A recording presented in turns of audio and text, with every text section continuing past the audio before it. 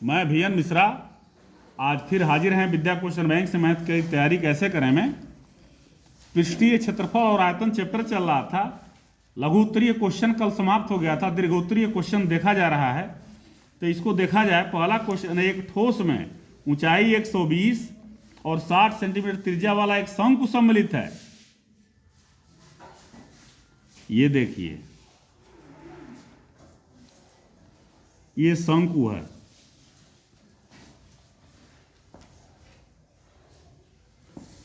जिसकी ऊंचाई 120 है, यह 120 है, और 60 सेंटीमीटर वाला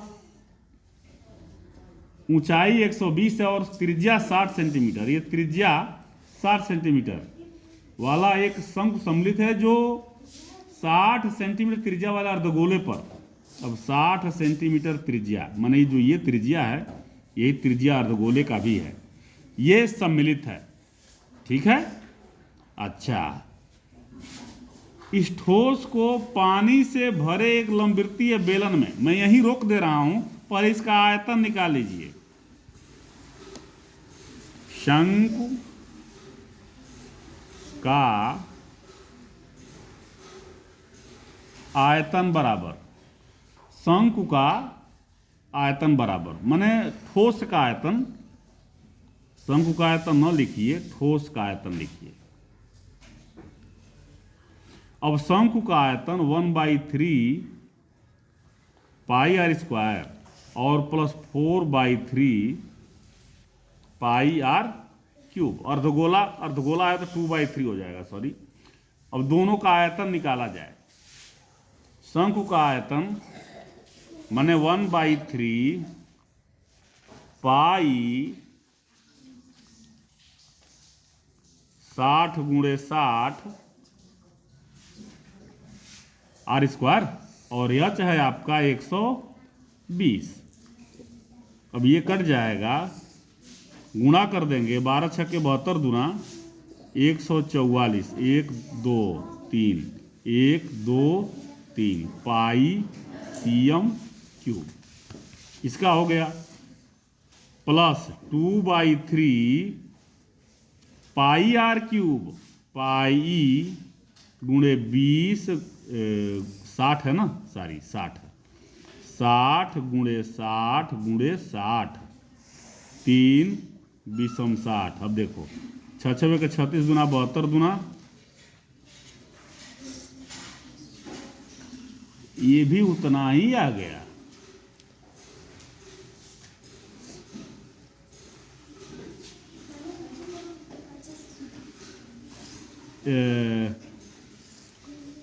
अब बराबर ये 144,000 पाई और प्लस ये भी 144,000 पाई, दोनों आ गया 288,000 पाई। अब आगे इसका आयतन निकल गया ना इस शंकु का। अब क्या कह रहा है क्वेश्चन कि इस ठोस को पानी से भरे हुए एक लंबवृत्तीय बेलन में इस प्रकार सीधा डाल दिया जाता है, इस प्रकार सीधा डाल दिया जाता है कि बेलन की तली को स्पर्श करे। इसका जो है ना, ये बेलन की तली को स्पर्श करे।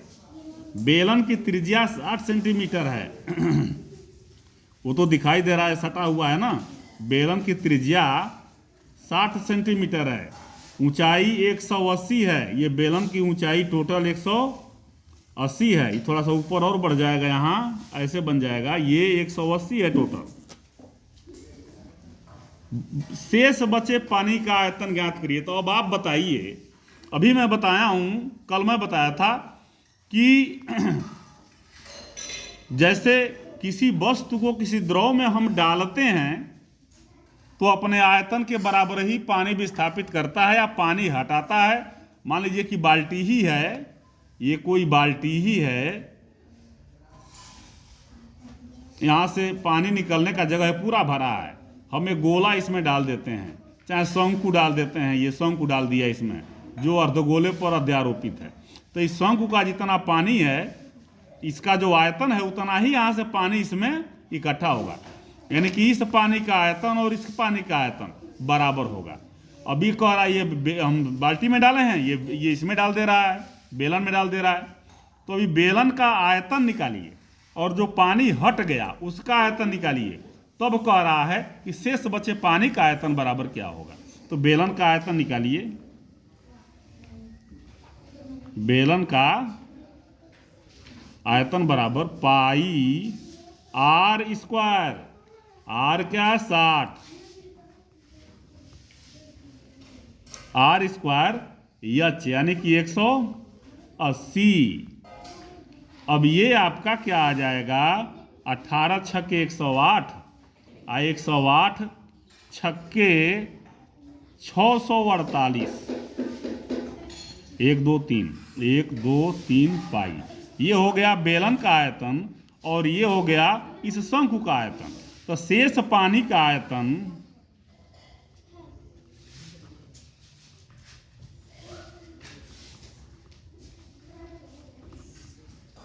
बेलन पानी से भरा है, तो बेलन का आयतन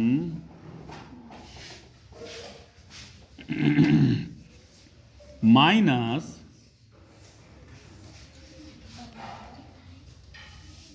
ठोस का कुल आयतन। तो जब ये अब हो जाएगा आपका, अब इस ये लिखिए 6 4 8 0 0 0 पाई माइनस, हाँ, और ये कहाँ गया 2 8 8 0 0 0 पाई। पाई तो बचेगा ही 0 0 0। अब 0 14 में से 8 जा 6, 5 में से 2 जा 3, ये है 36 0 0 0 पाई। अब ये क्या होगा, इतना मीटर क्यूब है, ये मीटर, ये सीएम क्यूब है, सारी सीएम क्यूब है, सारा सेंटीमीटर में दिया हुआ है। अब यहाँ आइए, ये सीएम क्यूब जो दिया है ना, इसको मीटर क्यूब में बदल देते हैं। 36 4 है, 1 2 3 4 बाई 102 2 4 2 6। अब ये हो गया मीटर क्यूब में। अब पाई है यहाँ, पाई 1 2 3 4 1 2 3 4 36/100 मल्टीप्लाई 22/7, ठीक है। तो 11 50 18 25, इसका इसमें गुणा किया जाए, 18 एकम में 18 और 18 एकम में 18 1 19। अब 25 सत्ते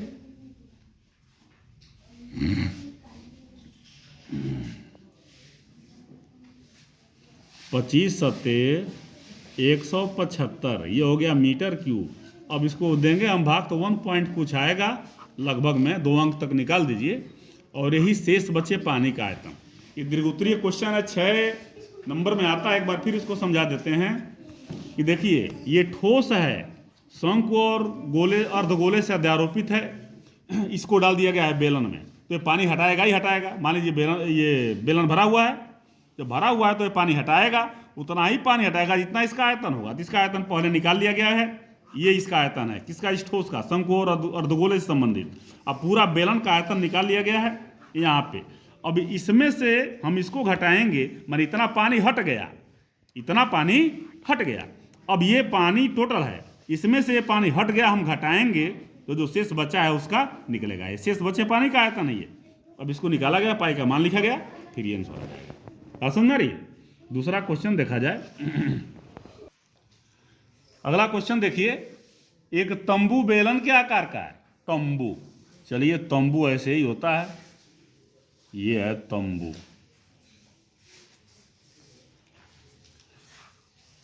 जिस पर एक शंकु अध्यारोपित है। चलिए, ये शंकु अध्यारोपित है। बेलनाकार भाग की ऊंचाई और व्यास 2.1 मीटर, ऊंचाई और व्यास, ऊंचाई 2.1 मीटर और व्यास 4 मीटर है, यानी कि त्रिज्या 2 हो जाएगा। तो इसका भी त्रिज्या 2 हो जाएगा। शंकु की तिर्यक ऊंचाई 2.8 है, ये तिर्यक ऊंचाई 2.8 है। ठीक है, तो इस तंबू को बनाने में प्रयुक्त कैनवास का क्षेत्रफल, कैनवास माने ये यच है, कैनवास माने इसका पृष्ठीय क्षेत्रफल और इसका पृष्ठीय क्षेत्रफल, वक्र पृष्ठीय क्षेत्रफल। बेलनाकार भाग का पृष्ठीय क्षेत्रफल, भाई तंबू नीचे से तो खुला ही रहेगा, माने वक्र पृष्ठीय क्षेत्रफल से मतलब है कुल कैनवास तंबू में लगे कुल कैनवास का क्षेत्रफल बराबर 2 पाई आर एच बेलन का वक्र पृष्ठ और पाई आर एल इसका वक्र पृष्ठ। तो पाई आर कॉमन हो गया, 2h और प्लस यल। ऊंचाई पता ही है, यल पता ही, इसमें मान भरिए और निकाल दीजिए। ठीक है, ये निकल जाएगा। अब क्या कह रहा है, तंबू के भीतर हवा का आयतन, इसका आयतन पाई आर स्क्वायर एच और प्लस शंकु का आयतन 1/3 पाई आर स्क्वायर एच। तो इसका एच निकालना पड़ेगा। ये एच एक ही नहीं है, ये बड़ा वाला एच है, मान लीजिए यहाँ से एच निकालिए, एच स्क्वायर बराबर 2.8 का स्क्वायर माइनस 2 का स्क्वायर, मतलब एच स्क्वायर बराबर ये एल स्क्वायर और माइनस आर का स्क्वायर। ठीक है, निकल जाएगा, इसमें भरिए, ये भी क्वेश्चन हो जाएगा। आई बात समझ में? ठीक है, इसको आप लगाइएगा और फिर कल मिलेंगे, तब तक के लिए धन्यवाद।